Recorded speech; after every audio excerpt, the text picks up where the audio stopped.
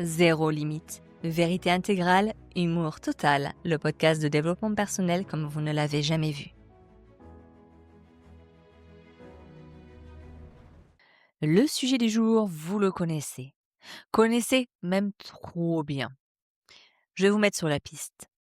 L'être humain est une aberration fascinante. Regardez-vous.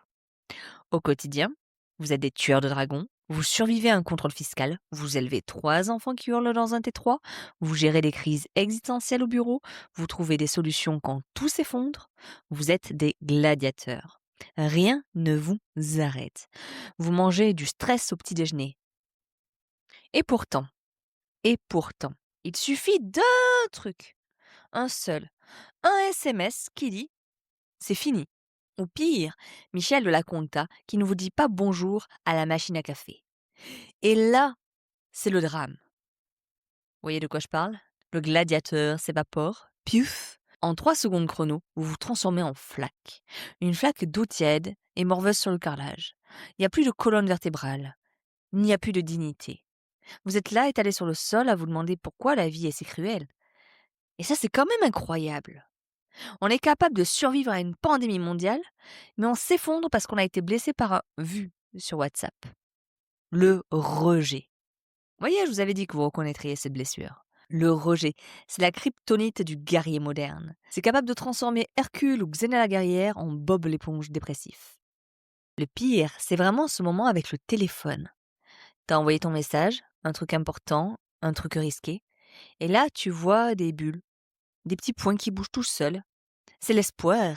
Le dragon en face va répondre. Et hop, les petites bulles disparaissent, et puis plus rien. Et là, tu commences à vriller, tu deviens fou. Tu te dis, il a commencé à écrire, et puis pourquoi? Est-il mort? Son pouce a-t-il glissé? Il a réalisé que je ne méritais même pas une voyelle? Tu commences à faire des trucs bizarres, tu vérifies ton réseau, tu actives et désactives le mode avion.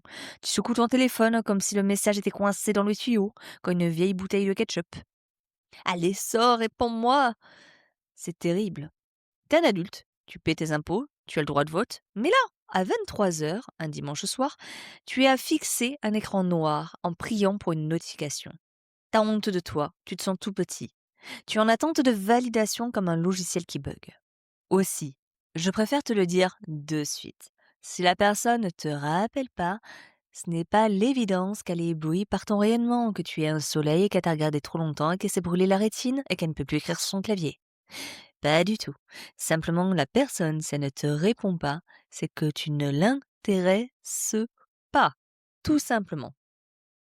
Pourquoi le dragon devient une flaque?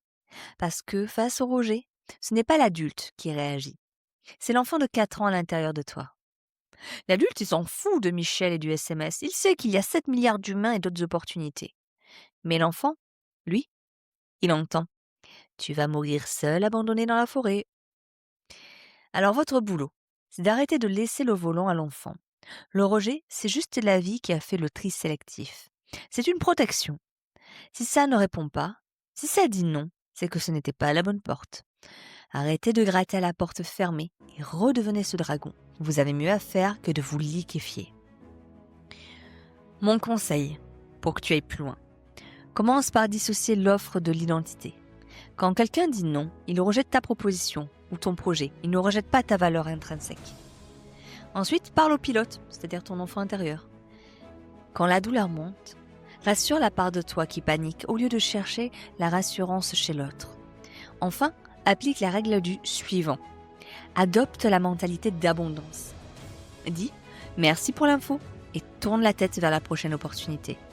La prochaine fois que tu te sens rejeté, demande-toi « qui pleure là? Le guerrier ou l'enfant? Si c'est le petit, fais-lui un câlin. Si c'est le guerrier, ah non, le guerrier ne pleure pas pour un vu.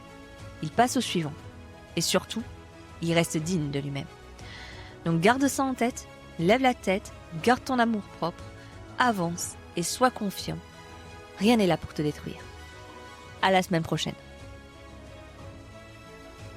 Pense à liker et à t'abonner pour être notifié des prochains épisodes de Zéro Limite, vérité intégrale, humour total.